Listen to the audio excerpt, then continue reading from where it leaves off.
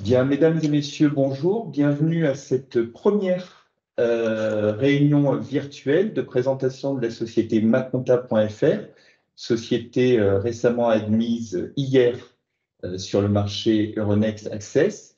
Et nous recevons aujourd'hui l'équipe de management qui va vous présenter la société, son projet de développement et ses ambitions dans le cadre de cette admission sur le marché d'Euronext Access. Je me permettrai également de poser quelques questions aux dirigeants sur la base des différents échanges que nous avons pu avoir en amont de cette présentation. Et nous aurons également l'intervention en fin de réunion de Cécile Abouillant qui interviendra en tant que listing sponsor de la société pour vous présenter les modalités de l'opération d'admission sur les marchés d'Euronext. Je laisse la parole maintenant au management pour vous présenter la société. Bien, bonjour à tous. Je me présente, je suis Sylvain Ortier, président et fondateur de maconta.fr. À l'origine, moi j'ai une formation dans le domaine de l'expertise comptable. J'ai fait mes études en faisant un master de comptabilité et finance à l'université de Paris-Dauphine. J'ai commencé ma carrière en tant qu'auditeur financier chez Pricewaterhouse. Ensuite, j'ai été directeur financier d'une filiale d'une société anglaise de minéraux industriels. En 93, j'ai créé mon premier cabinet d'expertise comptable et de commissariat aux comptes que j'ai exploité pendant une vingtaine d'années en région parisienne. Durant cette expérience, vers la fin, j'ai créé maconta.fr qui a démarré en 2007 et dont je suis dirigeant aujourd'hui. Bonjour à tous, Claire Alain, je suis directrice communication chez maconta.fr. Après la validation de mon master programme Grandes Écoles à l'École de commerce de La Rochelle, je me suis spécialisée dans la communication et les ressources humaines. J'ai cumulé 5 années d'expérience, notamment en tant que responsable communication et RH dans un grand groupe japonais de supply chain. J'ai rejoint maconta.fr en 2022 et aujourd'hui, je gère la communication interne, externe et corporate de la société. Je vais commencer à prendre la parole et vous parler de l'organisation de la société et commencer par la success story de maconta.fr. Donc, comme Sylvain l'a dit, la société a été créée en 2007. Donc, c'était assez novateur et innovant puisqu'à l'époque, les logiciels de gestion étaient majoritairement installés sur PC. Donc, le fait de se lancer complètement en ligne sur le cloud était innovant. En 2008, c'est notre logiciel de comptabilité qui a été développé, rapidement suivi de notre logiciel de facturation. En 2013, nous avons développé notre logiciel d'immobilisation et amortissement. Et en 2014, l'année suivante, nous avons développé notre module de déclaration fiscale qui a été un véritable accélérateur pour l'entreprise puisqu'il permettait vraiment aux utilisateurs de gérer complètement leur cycle comptable et d'aller jusqu'à l'envoi de leur déclaration fiscale à l'administration.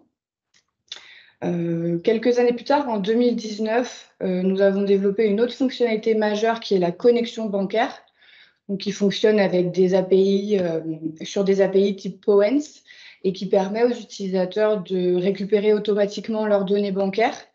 Gros gain de temps pour l'utilisateur, réduction de la saisie manuelle et réduction du risque d'erreur. L'année suivante, en 2020, nous avons développé le logiciel de paye et DSN après 3 années de développement.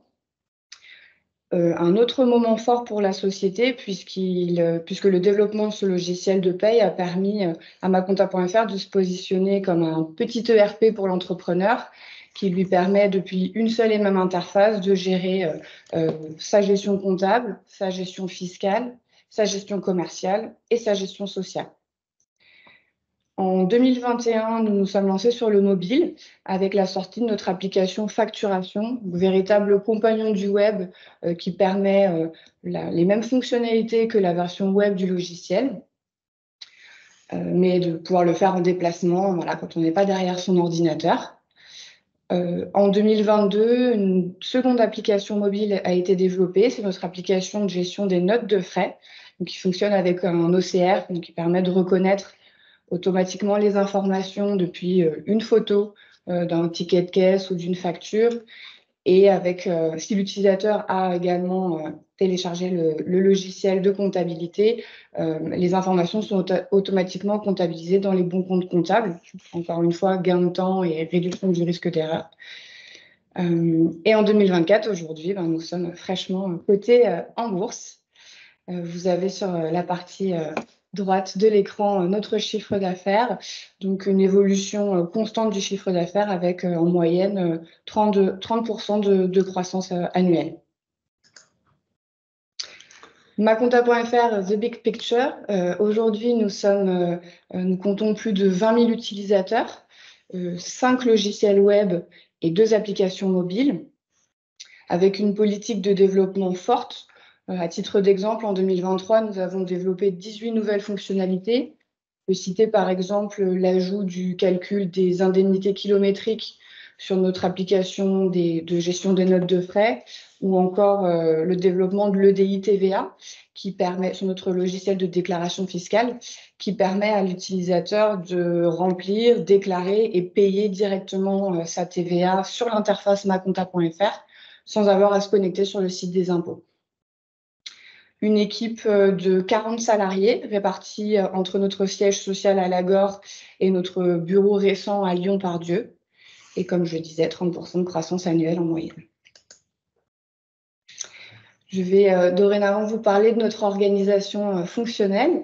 Donc, Maconta.fr est une société anonyme avec conseil d'administration, dont Sylvain est le président. Et nous fonctionnons en business units. Chaque business unit fonctionne de la même façon. Donc, vous avez à l'intérieur l'équipe commerciale, l'équipe de support clientèle et l'équipe test et développement web et mobile. Donc en rose, c'est la business unit comptabilité, facturation, déclaration fiscale. En orange, la business unit paye et DSN. Et en violet, toutes les fonctions transverses de l'entreprise, donc qui réunit la communication, les ressources humaines, mais aussi l'équipe grand compte, dont je parlerai dans un instant, et l'équipe informatique dédiée à la cybersécurité et aux systèmes et réseaux. Alors justement, Claire, une question pour mieux comprendre comment vous êtes organisé d'un point de vue humain. Combien de personnes à peu près sont dans chacune de ces 3 grandes business units? Alors sur la business unit comptabilité, on a une vingtaine de salariés. Sur la business unit paye, une dizaine, puisque le logiciel de paye est plus récent. L'équipe également. Et une dizaine de personnes au sein des fonctions transverses.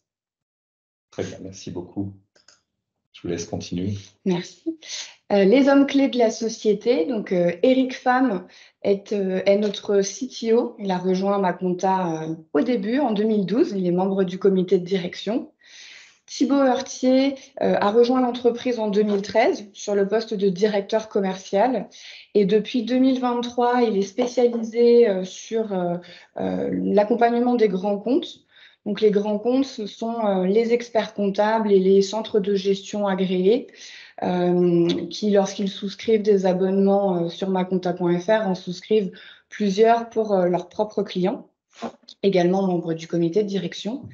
Et enfin, Jérémy Hoffman, qui nous a rejoint en 2020 sur un poste de développeur mobile et qui a évolué en 2023 sur un poste de Innovation and Engineering Manager, également membre du CODIR. Je vais laisser la parole à Sylvain pour vous présenter notre offre logicielle. Merci. Alors, quel est le positionnement de Maconta.fr? Aujourd'hui, c'est de proposer une suite de logiciels complète et accessible, conçue pour les structures de moins de 20 salariés. Donc, on s'adresse aux petites structures, aussi bien du secteur commercial, les entreprises, que les associations. Donc là, on voit ici l'ensemble de notre écosystème de logiciels.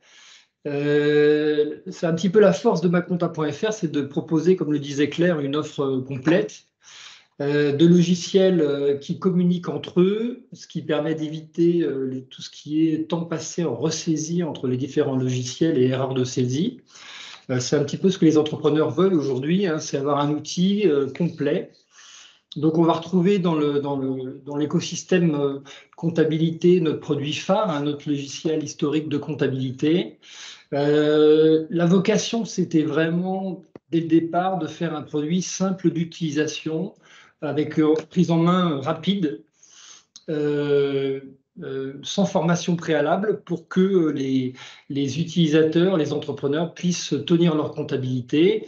C'est devenu un produit assez paramétrable, hein, puisque en fait, le paramétrage permet d'adapter le produit au niveau de l'utilisateur. Donc, on peut être non sachant en comptabilité, utiliser maconta.fr, mais on a aussi un produit qui est utilisé par des cabinets d'expertise comptable, et c'est un petit peu la force. Donc, les entrepreneurs sans notion de comptabilité vont démarrer avec des comptabilités simplifiées, type comptabilité recettes-dépenses, et le produit va s'adapter à des comptabilités commerciales plus complètes, comptabilité d'engagement, avec beaucoup d'automatisme.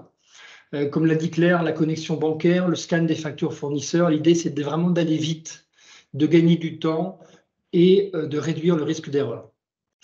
Donc ça permet d'aller jusqu'au bilan, de faire les écritures de fin d'année avec le logiciel immobilisation, le logiciel déclaration fiscale, hein, qui est un peu l'aboutissement de la comptabilité en fin d'année. On est partenaire EDI de l'administration fiscale, ça veut dire que les gens peuvent faire chez nous leur déclaration fiscale de fin d'année, qu'ils soient société commerciale, SCI, profession libérale, agriculteurs, commerçants artisans, donc tout au même endroit. On transmet ces déclarations fiscales et on peut payer sa TVA. Le module facturation permet de faire les devis, les bons de livraison, les factures, les relances clients, de vraiment gérer la relation client. Le module paye permet de gérer la paye des petites entreprises, hein, donc on gère une dizaine de conventions collectives et on est en train de l'étendre. Donc c'est un outil simple et intuitif qui est arrivé en 2020 et qui bénéficie d'une très bonne croissance, d'un très bon accueil du produit. Les gens le trouvent très simple d'utilisation. Et bien sûr, il communique avec la comptabilité, ce qui évite de ressaisir les écritures de paie et tous ces aspects-là. Donc là, jusque-là, on était sur le web. On a lancé un produit application mobile avec un compagnon de la facturation en mobile. Et le dernier produit, c'est Note de frais, qui est un produit 100% mobile qui permet aux salariés, donc là on parle de tous les salariés du secteur privé, les indépendants, les professions libérales, qui permettent de scanner les notes de frais, de transférer les justificatifs en comptabilité, de générer automatiquement les écritures, de gérer également les indemnités kilométriques. Donc on s'adresse à un public plus large aujourd'hui avec les notes de frais, puisque là on était vraiment sur le secteur commercial et associatif, et là on étend aux salariés. Donc aujourd'hui, notre chiffre d'affaires il est constitué pour 61% sur le logiciel de comptabilité, 19% sur le logiciel de déclaration fiscale. La facturation représente 6%. La paye, bien que ce soit un produit très récent, puisqu'il a été lancé en 2020, représente déjà 11% du chiffre d'affaires et va augmenter dans les années à venir, puisque c'est un produit qui a un taux de croissance plus rapide que les autres logiciels. 98% de nos revenus sont des revenus récurrents, puisque en fait, nous, on commercialise uniquement des logiciels sous forme d'abonnements, donc des abonnements qui peuvent être mensuels ou annuels, des abonnements qui se renouvellent par tacite reconduction. Donc, ce sont des revenus récurrents. Voilà. Nos clients sont constitués à 60% de petites sociétés, donc sociétés commerciales, sociétés civiles immobilières, sociétés civiles, et le reste se répartit entre commerçants, artisans, professions libérales, associations. Donc c'est une typologie de clientèle assez diversifiée. Alors justement, si vous me permettez, Sylvain, là aussi pour mieux comprendre, comment s'est fait cette conquête commerciale au fil du temps? Comment vous adressez ces différentes typologies de clients? Quels sont les leviers? Et peut-être également, puisque vous l'avez dit, vous avez un ancrage régional. Est-ce qu'il y a un tropisme régional fort dans vos clients ou est-ce que finalement vous adressez la France entière?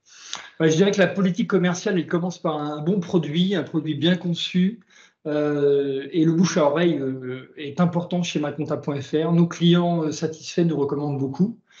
Ensuite, donc, on a une politique également de parrainage, de communication avec notre blog, de contenu. On accompagne beaucoup sur des questions réglementaires nos utilisateurs, hein, donc c'est clair qu'ils s'occupent du blog également.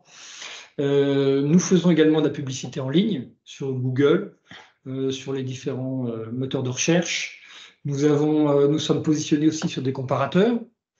Et puis plus récemment, on a fait de la publicité. Donc on fait de la publicité sur BFM, publicité télé. On a des spots qui sont passés sur nos différents produits, sur une note de frais récemment. Ça représente un budget assez significatif qui va augmenter dans les années à venir. Et puis, on a aussi une communication traditionnelle, classique. On participe, par exemple, au congrès de l'Ordre des experts comptables, des salons professionnels. Donc, en fait, il y a beaucoup d'axes de communication auprès de nos clients. Et donc de conquête. Après, notre clientèle, elle est vraiment non localisée, hein, puisque, en fait, tout se passe en ligne. Nos clients nous connaissent via les moteurs de recherche. On a des clients en France métropolitaine. On a aussi beaucoup de clients dans les DOM, les Antilles, La Réunion, Mayotte. On marche bien dans les DOM-TOM. Et puis, on a même des clients à l'étranger. Alors, ce n'était pas forcément voulu, mais on a des clients en Afrique occidentale, hein, puisque les systèmes comptables français et africains de l'Ouest sont très voisins. Donc, on n'a pas encore fait d'adaptation régionale, mais on sent qu'il y a une demande d'intérêt et il y a des clients qui viennent par ce biais également. Notre chiffre d'affaires moyen, le panier est en augmentation. Hein. Actuellement, c'est 203 €. Il était de 191 € l'année dernière. Ça augmente notamment avec la paye, sur lequel le panier moyen est plus élevé que sur la comptabilité. Alors, quelles sont les barrières à l'entrée dans notre secteur? Je dirais que ce qui nous protège, c'est, bon, on l'a dit, le fait de proposer une offre complète. Il y a assez peu d'éditeurs de logiciels de gestion pour les petites entreprises qui ont une offre qui intègre la comptabilité, la facturation et la paye, que ce soit sur le web et sur le mobile. Comme le disait Claire, on est quand même dans les pionniers du web, hein, puisque quand on a commencé en 2007, il y avait très peu d'acteurs qui proposaient des logiciels de gestion dans le cloud. On a des liens privilégiés avec les professionnels du chiffre. Hein. On parlera tout à l'heure de notre politique commerciale auprès des experts comptables et des EGA, mais on a un tracking record assez important. Les gens nous connaissent. On a des offres pour la profession du chiffre. On a une expertise importante dans les métiers de la comptabilité, de la fiscalité et de la paye.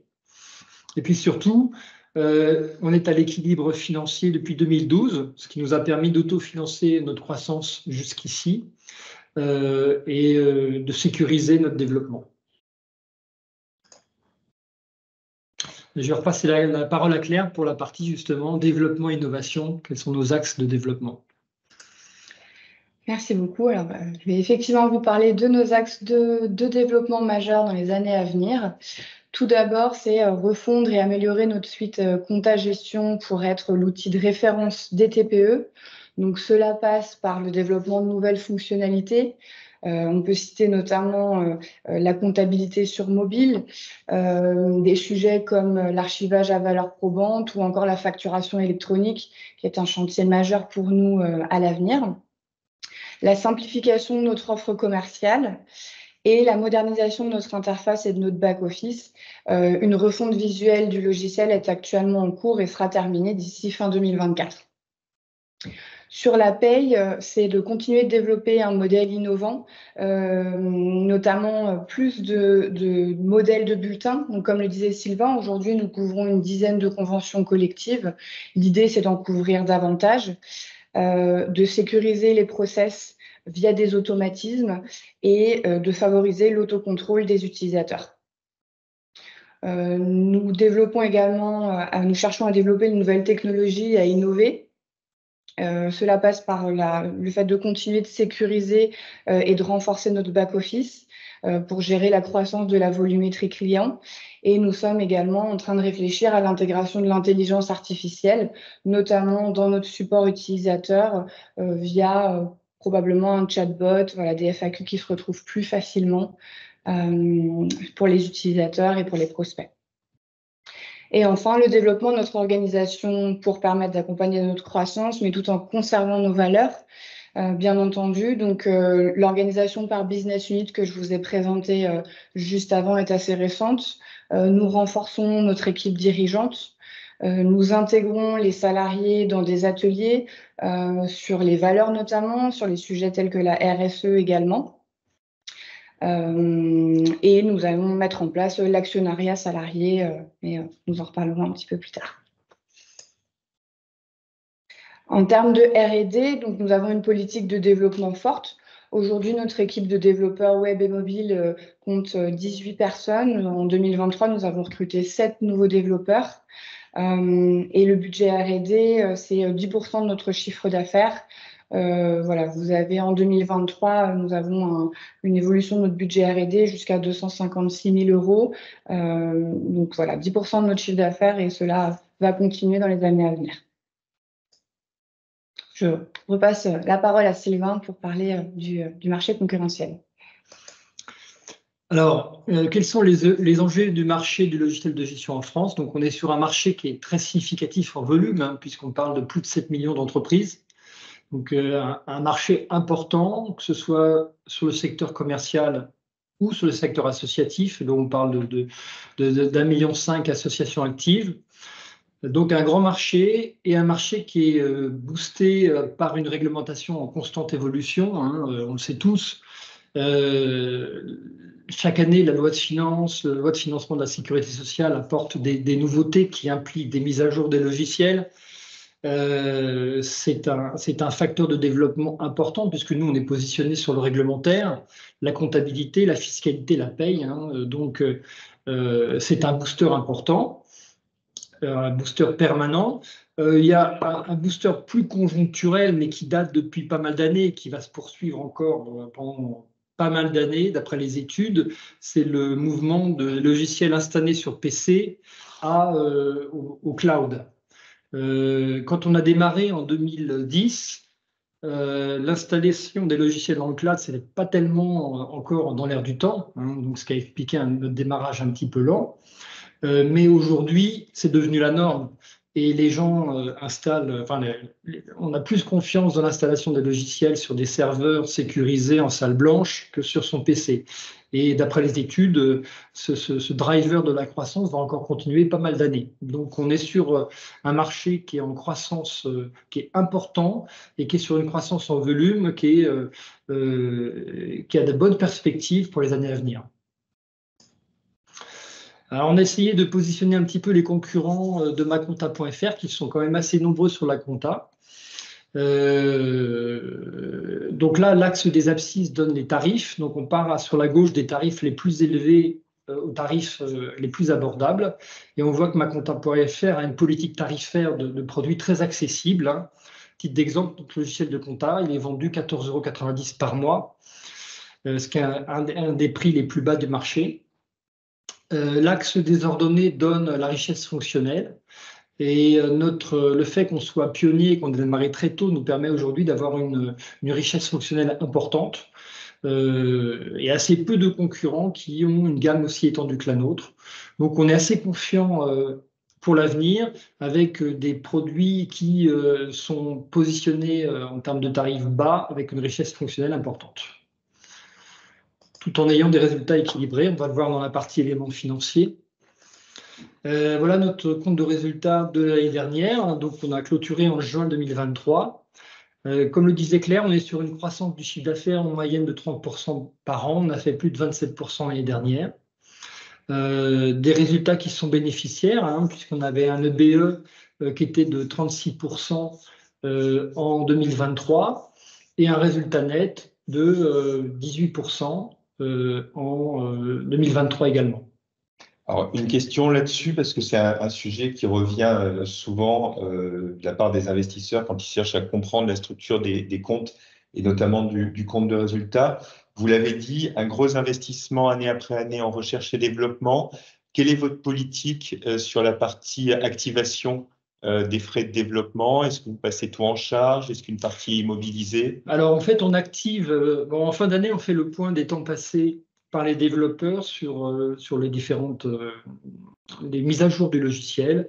Et notre politique, c'est d'activer uniquement le développement de nouvelles fonctionnalités. Donc, on exclut tout ce qui est refactoration du code existant, mise à jour, etc. Et donc, on va activer uniquement les nouvelles fonctionnalités. Et ensuite, ces nouvelles fonctionnalités sont amorties sur 5 ans. D'accord. Donc, voilà notre bilan synthétique. Donc, on a une structure financière qui est saine, hein, puisqu'on voit que les capitaux propres représentent plus de la moitié du passif. À ce jour, nous n'avons aucun endettement financier. Donc, le passif est constitué principalement des capitaux propres, des dettes d'exploitation et des produits constatés d'avance, hein, puisque en fait, pour toute la partie abonnement payé d'avance, ils sont placés en produits constatés d'avance au moment de la clôture. L'actif est constitué pour l'actif immobilisé essentiellement des logiciels restants à amortir. Hein, donc, il y en a pour 645 000 € au 30 juin 2023. On a des créances d'exploitation, des créances qui sont constituées de créances fiscales, puisqu'on a initié des dispositifs de crédit d'impôt recherche et d'IP-Box, hein, qui permet aux éditeurs de logiciels d'avoir un taux d'impôt sur les sociétés réduit. Et puis, on a une trésorerie importante, puisqu'on avait une trésorerie d'1,6 million au 30 juin 2023. Alors justement, la question vient naturellement, donc là aussi, je me fais le porte-parole des investisseurs. Quand on est comme vous dans une société rentable, avec une trésorerie excédentaire, la question, c'est la politique de retour aux actionnaires. Quelle est votre politique en matière de dividendes et de retour aux actionnaires? Oui, donc en fait, on distribue des dividendes depuis plusieurs années. Nous avons distribué un dividende de 300 000 € en 2022, de 250 000 € en 2023. Donc, c'est une politique à laquelle on est attaché et que nous allons continuer dans la mesure des résultats. Merci beaucoup. Alors, pour les perspectives à venir, je pense que je te redonne la main, Claire. Non, c'est toujours Non, ça. c'est toujours moi. Ok, donc en termes de développement de l'offre, notre politique de développement de l'offre en termes de fonctionnalité, donc on en a parlé, nous avons prévu de développer un module comptabilité sur mobile, hein, puisqu'il était essentiellement sur le web jusqu'ici. Ça va nous permettre d'avoir une offre complète sur le mobile, hein, puisqu'on a déjà la facturation, les notes de frais. On aura la brique intermédiaire comptabilité, ce qui va nous permettre d'attaquer encore plus les créateurs d'entreprises, les professions libérales et les petites structures. Dans le domaine de la facturation, on a le chantier de la facture électronique, qui est un chantier significatif, hein, sur lequel on a déjà beaucoup travaillé et qui va durer encore plusieurs années. Alors, la facturation électronique, ce n'est pas uniquement l'envoi des factures sur une plateforme, c'est également la récupération des factures. Donc, la récupération des factures sous forme de fichiers structurés, ça va permettre d'automatiser toute la comptabilité rentrante, facture fournisseur. Donc, pour les éditeurs de logiciels de comptabilité, c'est un chantier très significatif qui va permettre aux utilisateurs d'automatiser encore plus leur comptabilité. On a aussi beaucoup étudié, on est en cours de mise en œuvre de solutions d'archivage à valeur probante. L'idée, c'est de pouvoir se débarrasser du papier dans le domaine de la comptabilité et qu'en cas de contrôle fiscal, on puisse produire des documents dématérialisés qui font foi. Donc ça, c'est des chantiers importants dans le domaine des fonctionnalités sur l'offre. Comme l'a dit Claire, on est aussi dans un chantier de refonte de l'interface logicielle. Donc, on a commencé depuis pas mal de temps et on devrait livrer 2024 une nouvelle interface logicielle pour le logiciel de comptabilité avec plus d'intuitivité et une ergonomie renforcée, tout en continuant notre politique de R&D. Donc, on va continuer à produire des nouvelles fonctionnalités importantes. Nos clients attendent qu'on sorte des nouvelles fonctionnalités. Donc, continuer à consacrer au moins 10% de notre chiffre d'affaires au développement de nouvelles fonctionnalités, intégrer l'IA d'abord dans le support, mais avec l'IA, il y a des perspectives importantes, notamment donc, pour aider l'utilisateur pour tout ce qui est imputation comptable. Hein, le domaine de la comptabilité, l'apport de l'IA dans le domaine de la comptabilité va être très significatif pour les utilisateurs. Et dans le domaine de la paye, étendre le champ des conventions collectives qu'on gère. Tout ça au service de la conquête client. Tout à fait. Donc, on reste fidèle comment dire, à nos stratégies depuis l'origine. On reste consacré sur les TPE. On va essayer de se renforcer sur notre core market avec ces nouvelles fonctionnalités et cibler toujours les créateurs, les micros, hein, qui sont le premier point d'entrée dans le domaine des logiciels. Sur le secteur associatif, donc on est présent dans le domaine du sport, de la culture, on a des clients dans les syndicats. L'idée, c'est d'élargir les activités dans lesquelles on est présent et en s'adressant notamment aux têtes, aux fédérations pour qu'elles diffusent nos logiciels, qu'elles les recommandent auprès de leurs adhérents. Les grands comptes, hein, donc les experts comptables et les OGA sont très importants pour nous, hein, puisque les experts comptables représentent 75% des TPE accompagnés, accompagnent 75% des TPE. Donc, depuis toujours, nous, on essaye de consacrer notre énergie aux experts comptables. On a créé une équipe dédiée aux experts comptables. On a mis en place une offre spécifique commerciale très attractive pour les experts comptables qui peuvent souscrire au logiciel et les mettre à disposition de leurs utilisateurs. Et dans ce cas-là, c'est eux qui font eux-mêmes le support technique. On participe depuis plusieurs années au congrès de l'ordre des experts comptables. Donc, on essaye vraiment de se positionner comme partenaire de l'ordre des experts comptables. Nos ambitions à 3 ans, c'est de doubler notre chiffre d'affaires. Donc de passer à 6 millions d'euros de chiffre d'affaires, tout en maintenant notre effort de R&D et d'atteindre un EBE de 2 millions en 2026. Alors justement, une question là-dessus, si vous me permettez.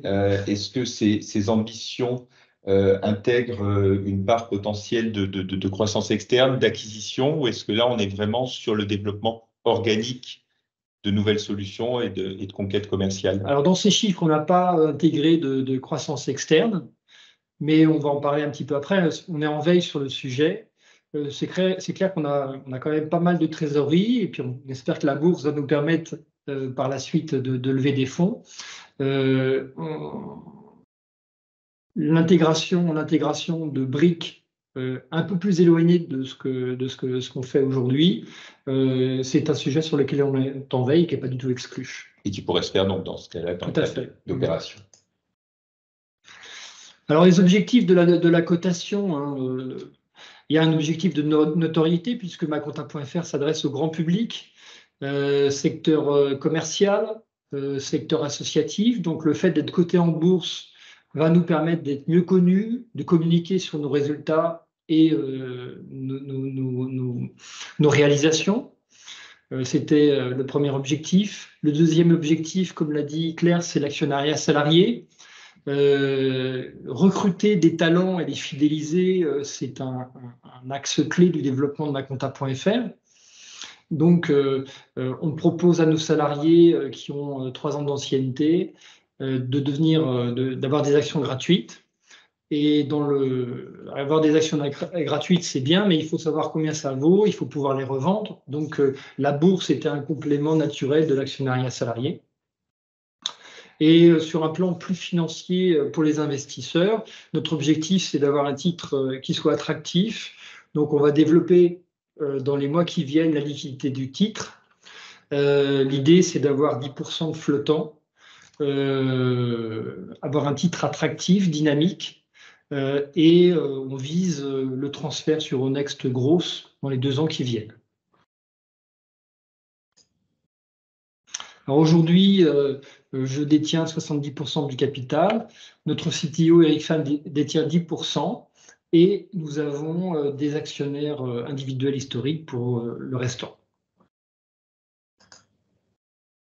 Alors, on vient à la structure de l'opération et juste avant de donner la parole à Cécile Abouillant, j'ai une question pour vous sur cette opération parce que ça intéresse aussi les auditeurs de savoir un petit peu combien de temps ça prend pour un chef d'entreprise, pour une équipe de direction de préparer, comme vous l'avez fait, une admission sur Euronext Access. Est-ce que vous pouvez nous dire un petit peu quel a été le cheminement pour arriver jusqu'à hier et la première cotation?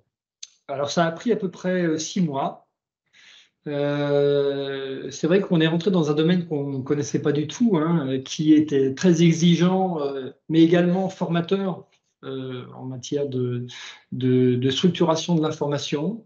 Donc, on a été formidablement accompagné par notre listing sponsor, Inextenso. Donc 6 mois à collecter les données, à les mettre en forme, à les structurer. Mais je dirais que au-delà d'arriver au succès de la cotation sur Euronext, je pense que ça nous a permis de grandir. Et donc, on est vraiment très satisfait du déroulement de l'opération et du résultat. Et donc, opération dont Cécile va pouvoir nous donner les principales caractéristiques. Absolument, bonjour à tous. Bonjour. Donc, maconta.fr a été admise le 5 mars sur Euronext Access via la procédure d'admission technique sous les codes que vous voyez à l'écran, mnémonique et les codes ISIN.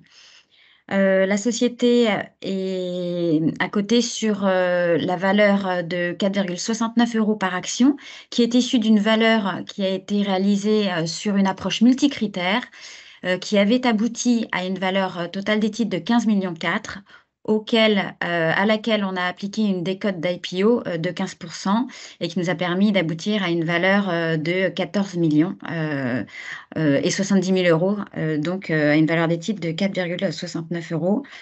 En complément, peut-être dire que Sylvain Heurtier, via sa holding et en direct, qui détient 71% du capital, s'est engagé à conserver ses titres par palier pendant 18 mois. Et dernier petit élément sur la cotation, le titre est éligible au PEA-PME. Alors, peut-être, Cécile, un complément, puisqu'on parlait de l'engagement de Sylvain à conserver ses titres. Est-ce que vous pouvez nous dire, du coup, comment sera constitué le flottant? Vous parliez, Sylvain, d'à peu près 10% dans votre objectif. Comment va se réaliser cette ouverture du capital? Alors effectivement, il n'y a pas eu d'opération de cession organisée lors de l'admission des titres. Néanmoins, il y a des actionnaires historiques cédants, Eric Farm pour partie et un actionnaire individuel pour partie, qui permet de mettre sur le marché dans les jours à venir environ 240 000 titres. Merci beaucoup. Qui correspond à 8% du flottant. Merci beaucoup, Cécile, pour ce complément. Et donc, je pense qu'est venu le temps de la conclusion ou des conclusions. Donc, je vous redonne la parole. Donc, je vais commencer. Donc, déjà, merci. On est très fiers de cette opération d'introduction sur Euronext. Donc, on est très reconnaissant à nos clients, à nos salariés pour leur engagement. Merci également à tous ceux qui nous ont accompagnés pour cette cotation sur Euronext. Inextenso, Actus pour notre communication financière. On est très fiers, c'est une belle réussite. Maintenant, notre engagement, c'est que ce soit une réussite boursière également. Donc, on va rentrer dans un nouveau monde pour nous de communication régulière. Donc, on a prévu de communiquer sur notre chiffre d'affaires trimestriel, sur nos résultats semestriels, d'avoir une vraie politique de communication financière pour tenir les investisseurs informés de la vie de la société. Qu'on ait une vraie relation régulière d'information. Donc voilà, c'est notre engagement aujourd'hui. Ça ne s'arrête pas avec la cotation sur Euronext, c'est vraiment le début de quelque chose. Peut-être Claire, un mot sur les outils justement pour cette communication. J'invite effectivement tout investisseur intéressé à se rendre sur notre site investisseur pour s'abonner et recevoir nos différents communiqués de presse et accéder en détail à notre calendrier financier. Et puis, bien entendu, le replay de ce webinaire qui sera mis à disposition, comme la présentation qui sera téléchargeable également. Écoutez, merci beaucoup. Merci à vous d'avoir pris le temps de parler à la communauté financière. Merci à ceux qui nous ont écoutés en direct et à ceux qui écouteront le replay. Et puis, j'ai envie de vous dire à bientôt pour de nouvelles prises de parole avec la communauté financière.